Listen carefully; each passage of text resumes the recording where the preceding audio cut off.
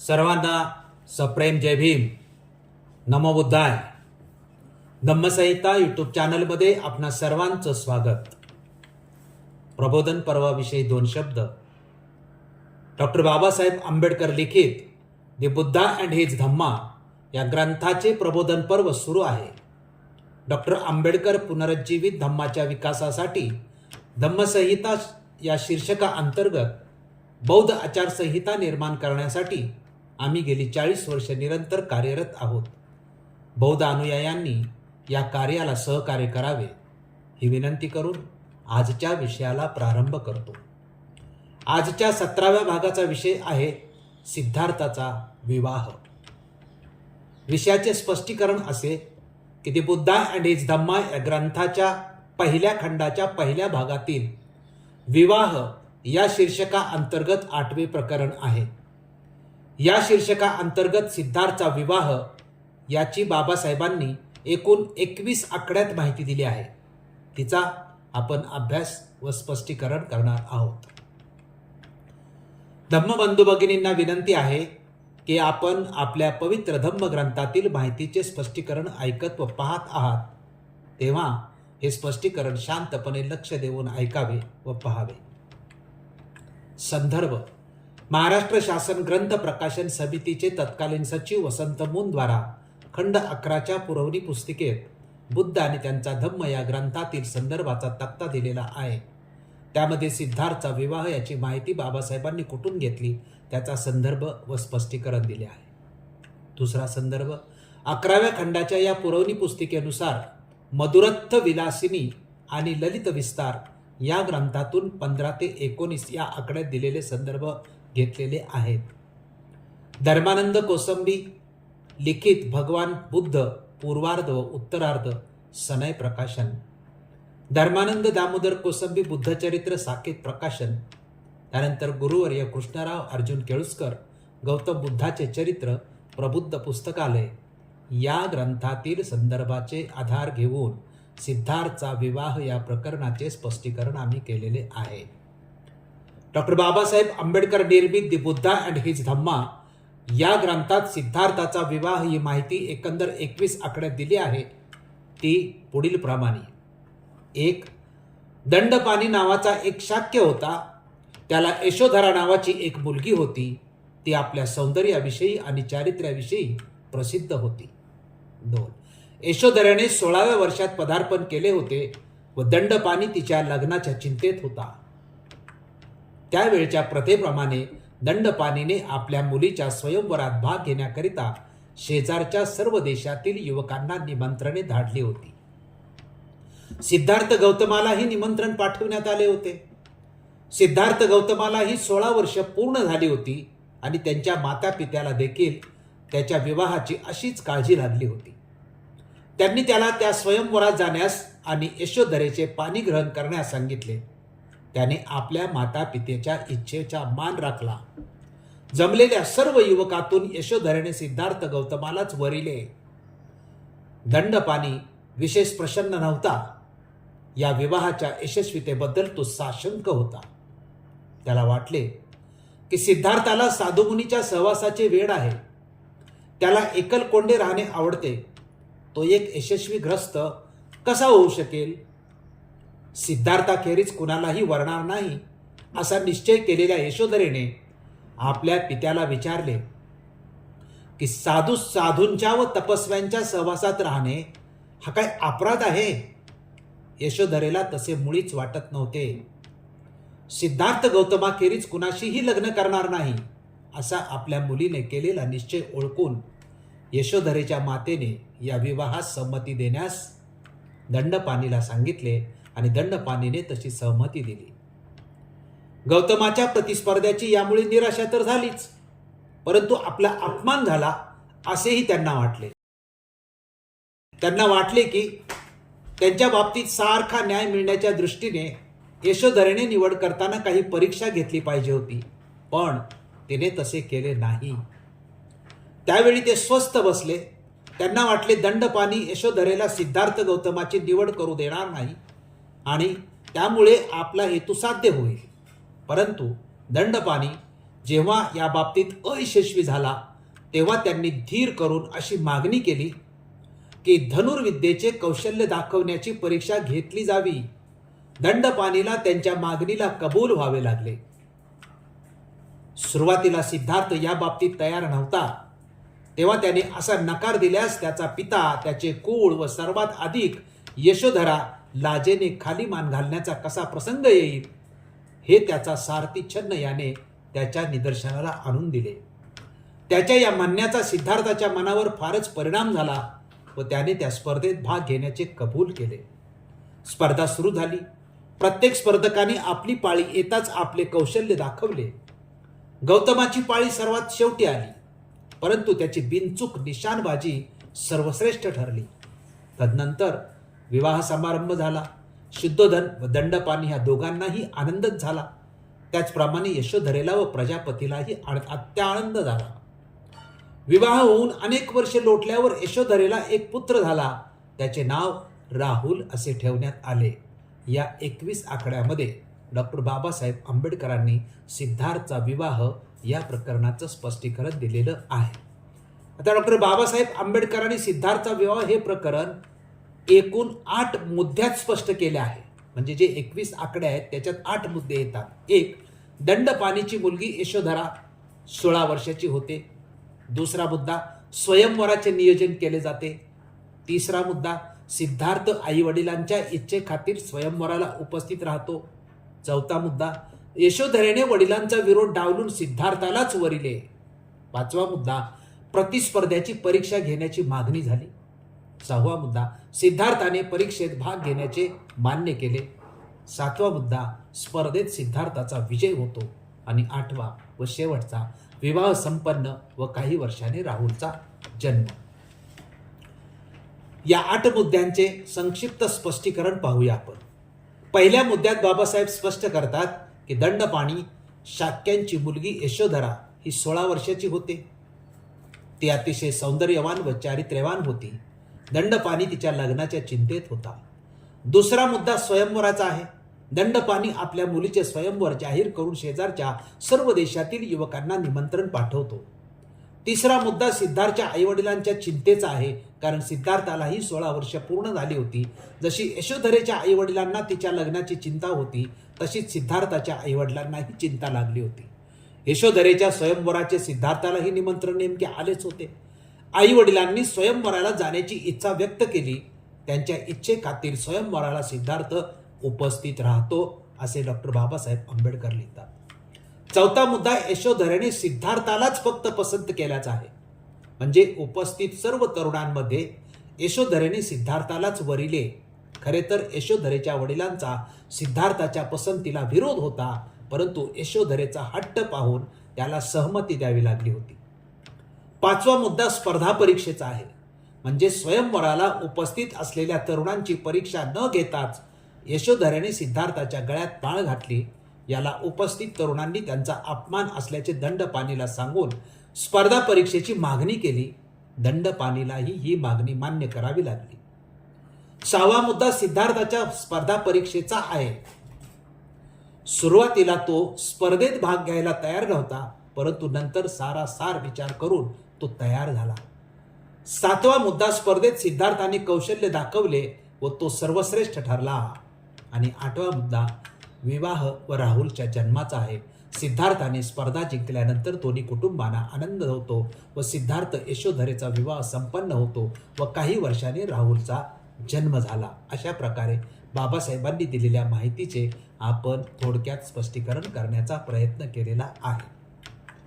आता सिद्धार्थचा विवाह हा विषय सादर करण्यासाठी आम्ही इतर बौद्ध ग्रंथात माहिती शोधण्याचा प्रयत्न केला, परंतु कोणत्याही बौद्ध ग्रंथात सिद्धार्थाच्या विवाहाची सविस्तर अशी माहिती आम्हाला आढळली नाही. गुरुवर्य केळुस्कर गुरुजींच्या पुस्तकात थोडीशी माहिती मिळते, ती इथे देत आहोत. ही माहिती वाचताना एक बाब आपण लक्षात घ्यावी, ती म्हणजे डॉक्टर बाबासाहेब आंबेडकरांच्या ग्रंथात यशोधरेच्या वडिलांचे नाव दंडपाणी दिले आहे. डॉक्टर भरत आनंद कौशल्यायन यांनी हिंदी अनुवादित ग्रंथात महावंश ग्रंथाच्या आधारे टिप्पणी दिली आहे की पाली ग्रंथात यशोधरेच्या वडिलांचे नाव सुप्रबुद्ध असे दिले आहे. केळुस्करांनी सुद्धा त्यांच्या चरित्रात यशोधरेच्या वडिलांचे नाव सुप्रबुद्ध लिहिले आहे, हा फरक लक्षात ठेवणे. आता आपण डॉक्टर बाबासाहेब आंबेडकर जे बुद्ध चरित्र वाचून बुद्धाकडे आकर्षित झाले होते, त्या चरित्रात जी सिद्धार्थच्या विवाहाची कथा सांगितली आहे ती पाहू. गुरुवर्य कृष्णाजी अर्जुन केळुस्कर बुद्ध चरित्र प्रबुद्ध भारत पुस्तकालय पृष्ठ क्रमांक 20 व 21 वर लिहितात की आपल्या पुत्राचे लक्ष संसाराकडे लागून ऐहिक गोष्टी त्याचे मन रमल्या वाचून त्याच्या हातून आपल्या मागे आपल्या संस्थानाची व्यवस्था नीट राहणे नाही, असे सिद्धोधन राजाला वाटत असे. त्याचप्रमाणे त्या काळी संसारास त्रासून अगदी विरक्त बनून तापस वृत्ती धारण करणाऱ्या लोकांचा जिकडे तिकडे मोठा समुदाय दृष्टीस पडत होता. त्यामुळे त्याला असे भय वाटे की आपला पुत्र संन्यास वृत्ती धारण करून वनात निघून जाईल. अशा विवंचनेत सिद्धोधन राजा रात्रंदिवस असलेला पाहून त्याच्या मंत्रिमंडळाने त्याला असे सुचवले की त्याचा एखाद्या लावण्य संपन्न स्त्रीशी विवाह संबंध जुळवून दिल्याने त्याच्या वृत्तीत फेर पडून तो ऐहिक सुखानुभवात लुप्त होईल आणि मग राजाच्या चिंतेस कारण ठरणार नाही. ही त्यांची युक्ती सिद्धोधन राजात पसंत वाटली. या विवाह संबंधाने एक गोष्ट सांगतात की सिद्धार्थाने आपणास आवडेल त्या मुलीशी विवाह करावा, म्हणून त्याच्या दृष्टीस निरनिराळ्या सरदारांच्या कन्या पडतील अशी व्यवस्था सिद्धोधन राजाने केली. ती अशी की काही उत्सवाचे निमित्त करून आपल्या सरदाराच्या रूपवती कन्या राजवाड्यामध्ये बोलावून आणल्या आणि त्या मुलींनी कित्येक प्रकारचे खेळ खेळावयास सांगितल्यावर त्यांना बक्षिसे देण्याचे ठरवले. ती बक्षिसे सिद्धार्थ राजपुत्राने आपल्या हाताने त्यास द्यावी अशी योजना केली. पित्राज्ञेप्रमाणे सिद्धार्थ मुलीस बक्षीस द्यावयास बसला तेव्हा प्रत्येक मुलगी त्याच्याकडे येऊन आपापले बक्षीस घेऊन जाऊ लागली. याप्रमाणे बक्षीस देण्याचा कार्यक्रम चालला असता सिद्धार्थाचे लक्ष कोणत्या मुलीकडे विशेष प्रकारे जाते ते पाहण्यासाठी राजाने कित्येक धूर्त व हुशार सेवक जवळ उभे करून ठेवले होते. त्यांनी राजास सांगितले की सुप्रबुद्धाच्या कन्येकडे राजपुत्राने पाहिले तेव्हा त्याच्या चर्येत फरक झाला व तो तिच्याकडे टेहळून पाहू लागला. इतर कोणत्याही मुलीकडे त्याचे लक्ष गेले नाही आणि आम्हालाही वाटते की ती राजवाड्यात जन्मलेल्या एकंदर मुलीहून रूपवती व गुणवान आहे, तिच्याशीच राजपुत्राचा विवाह करून द्यावा हे ठीक दिसते. याप्रमाणे सेवक जणांनी सांगितले तेव्हा राजास हर्ष झाला आणि त्याने लागलीच कोलियांचा संस्थानिक सुप्रबुद्ध याचपाशी त्याच्या मुलीविषयी मागणी घातली.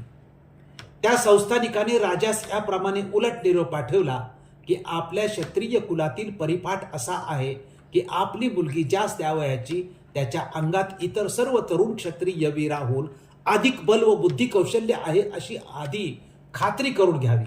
पण आपल्या पुत्राचा जो लौकिक आम्ही ऐकतो त्यावरून असे कळते की त्याच्या अंगात हे कसोटीस लावावयाचे गुण मुळीच वृद्ध पावलेले नाहीत, कारण तो सदोदित आपल्या महाला गुंगत बसलेला असतो. त्याला मर्दुमकीचे खेळ व व्यायाम मुळीच आवडत नाही. अशा स्थितीत माझ्या मुलीच्या स्वयंवराची योजना करून तिला वरू इच्छिणाऱ्या तरुण क्षत्रियास बोलवले असता त्या सर्वांवर सरशी करून माझ्या कन्येस वरण्याचे सामर्थ्य सिद्धार्थाच्या अंगी असेल असे आम्हाला वाटत नाही. यास्तव आपण या आपल्या मागणीविषयी आग्रह धरू नये हे आम्हाला योग्य दिसते. हा सुप्रबुद्धाचा निरोप ऐकून राजा मोठ्या विचारात पडला. त्याला पुढे काय करावे ते सुचेना. ही अशी स्वपित्यास चिंता प्राप्त झाली आहे असे सिद्धार्थाच्या कानी आले तेव्हा त्याने सांगणे पाठवले की सुप्रबुद्धाच्या इच्छेप्रमाणे सर्व काही व्यवस्था राजाने बेलाशक करावी आणि माझ्या अंगी युद्ध कौशल्यादी गुण कितपत आहेत त्याची कसोटी खुशाल पाहावी. याप्रमाणे राजपुत्राकडून आश्वासन मिळाल्यावर सिद्धोधन राजा सुप्रबुद्धाच्या म्हणण्यास कबूल होऊन त्याने चोहोकडे अशी दवंडी पिटवली की सिद्धार्थ राजपुत्राच्या मनातून सुप्रबुद्धाच्या मुलीशी विवाह करण्याचे आहे, तरी त्या मुलीस वरू इच्छिणाऱ्या एकंदर तरुण क्षत्रियांनी आजपासून 7 दिवसांनी ठरलेल्या ठिकाणी यावे आणि आपल्या अंगचे युद्ध कला दिगून दाखवावे असे त्यांनी केल्यानंतर ज्याची इतर सर्वांवर सरशी होईल त्यास ती मुलगी वरेल. मग मोठा रमणा करून जमलेल्या सर्व तरुणांनी आपापल्या अंगच्या कौशल्याची व बलाची अगदी शिकस्त केली, परंतु त्या सर्वांहून सिद्धार्थ वरचढ ठरवून त्याने त्या मुलीशी विवाह करावा असे ठरले. तर डॉक्टर बाबासाहेब आंबेडकरांनी द बुद्धा अँड हिज धम्मा या ग्रंथात सिद्धार्थच्या पत्नीचे नाव यशोधरा असे दिलेले आहे. असे असले तरी सिद्धार्थच्या पत्नीचे नाव सर्व बौद्ध ग्रंथांमध्ये एकच अथवा समान नसल्याचे आढळते. सिद्धार्थच्या पत्नीची वेगवेगळ्या बौद्ध ग्रंथात वेगवेगळी नावे दिलेली आहेत हे वास्तव आहे. प्रत्येक बौद्ध अनुयायाला सिद्धार्थच्या पत्नीची जी वेगवेगळी नावे आहेत ते माहीत असले पाहिजे असे आम्हाला वाटते. यामुळे सिद्धार्थच्या पत्नीचे खरे नाव कोणते हे समजण्यास फायदा होऊ शकतो. तसे सर्व नावे माहीत असतील तर अभ्यास करताना गोंधळाची स्थिती निर्माण होणार नाही. महाराष्ट्र शासन प्रकाशित 11व्या खंडाच्या पुरवणी पुस्तिकेमध्ये सूचना क्रमांक 5 मध्ये यशोधरेची वेगवेगळ्या ग्रंथात वेगवेगळी नावे दिली आहेत. याची माहिती पुढील प्रमाणे आहे. 1. बुद्धवंश हा ग्रंथ यामधलं प्रकरण 26/15 मध्ये म्हटलं आहे की भद्दा कच्चा या नावाची सिद्धार्थची पत्नी होती. महावंश ग्रंथामध्ये म्हटलं आहे की भद्दा कंचना हे नाव दिलेलं आहे आणि तिच्याकडे अभिन्ना शक्ती होती असा उल्लेख आहे. बदंत आनंद कौसल्यायन यांची हिंदी ग्रंथात दिलेली माहिती ही महावंश ग्रंथाच्या आधारावरील आहे. जातक कथामध्ये यशोधरेचे नाव राहुल माता, बिंबा आणि बिंबा सुंदरी अशी दिलेली आहेत. महावस्तू आणि बुद्धचरित्र यामध्ये तिचा उल्लेख यशोधरा असा केला आहे. ललित विस्तार ग्रंथात तिचा उल्लेख काव्यात्मक भागात यशोवती आणि गद्यात्मक भागात गोपा असा केला आहे. चीनमधील चरित्रामध्ये तिचा उल्लेख मंधारा, मनोहरा, गौतमी आणि राहुल माता असा केला आहे. अलेक्झांडर सोमा यांनी तिबेटन बौद्ध धर्मात तिचे नाव उत्पलवर्णा आणि मृगजा असे ठेवलेले आहे. धर्मानंद कोसंबी भगवान बुद्ध पूर्वार्ध व उत्तरार्ध ग्रंथात पृष्ठ क्रमांक 106 वर लिहितात की राहुलच्या आईला महावग्गात आणि जातकट्ट कथेत सर्वत्र राहुल माता देवी म्हटले आहे. यशोधरा अथवा यशोधरा हे तिचे नाव फक्त अपादान ग्रंथात सापडते. जातकाच्या निदान कथेत म्हटले आहे की ज्यावेळी आमचा बोधिसत्व लुंबिनी वनात जन्मला त्याच वेळी राहुल माता देवी, छन्न अमात्य, काळुदाई अमात्य, कथक अश्वराजा, बुद्धगयेचा महाबोधी वृक्ष आणि 4 निधिकुंभ म्हणजेच द्रव्याने भरलेले रांजण उत्पन्न झाले. यात बोधिवृक्ष आणि ठेव्यांचे रांजण त्याच वेळी उत्पन्न झाले ही शुद्ध दंतकथा समजलीच पाहिजे. पण बोधिसत्व राहुल माता, छन्न आणि काळाउदाई ही एकाच वेळी जन्मली नसली तरी समवयस्क होती असे मानण्याला हरकत नाही. राहुल मातेचे देहावसान 78व्या वर्षी म्हणजे बुद्धाच्या परिनिर्वाणापूर्वी 2 वर्ष झाले असावे ही माहिती धर्मानंद कोसंबी देत आहेत. आपादानामध्ये 584 सुत्तामध्ये ती म्हणते की अट्टसत्त तिवस्साह पश्चिमो वत्तती भव पहाय ओ गम्मिसामी कत्तमे शरणमत्तनो. याचा अर्थ असा की मी 78 वर्षाची आहे. माझा शेवटचा जन्म तुम्हाला हा माझा शेवटचा जन्म आहे. तुम्हाला मी सोडून जाणार. माझी मुक्ती मी संपादिली आहे. या शेवटल्या जन्मी आपण शाक्य कुलात जन्मले असेही ती म्हणते. परंतु त्या कुलाची माहिती कोठेच सापडली नाही. आपादान ग्रंथात तिचे नाव यशोधरा आणि ललित विस्तारात गोपा असे आले आहे. तेव्हा यापैकी खरे नाव कोणते किंवा दोन्ही नावे तिची होती असे समजत नाही असं कोण म्हणतंय तर धर्मानंद कोसंबी त्यांचा गौतम बुद्धाचे चरित्र पूर्वार्ध आणि उत्तरार्ध या ग्रंथामध्ये म्हणतात. सारांश व अनुमान.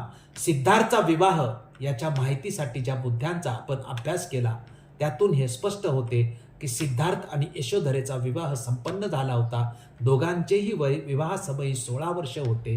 विवाह स्वयंवराद्वारे झालेला होता. त्यानंतर त्यांना एक मुलगा राहुल झाला होता. विशेष म्हणजे विविध बौद्ध ग्रंथात यशोधरेची अनेक नावे दिलेली आहेत. आपण सिद्धार्थचा विवाह या प्रकरणाचे विवेचन शांतपणे लक्षपूर्वक पाहिले त्याबद्दल आपणा सर्वांचे मनपूर्वक आभार मानतो. डॉक्टर बाबासाहेब आंबेडकरांच्या पवित्र ग्रंथातील विवाह या भागाचे विवेचन आपणास आवडले असेल तसेच विवेचनाची पद्धती आवडली असेल तर आपण हा व्हिडिओ जास्तीत जास्त लोकांपर्यंत पाठवून ग्रंथ प्रबोधनाच्या पर्वाला यशस्वी करण्यासाठी सहकार्य करावे ही विनंती. धन्यवाद. जय भीम, जय अशोक, जय बुद्ध, जय भारत. साधू साधू साधू.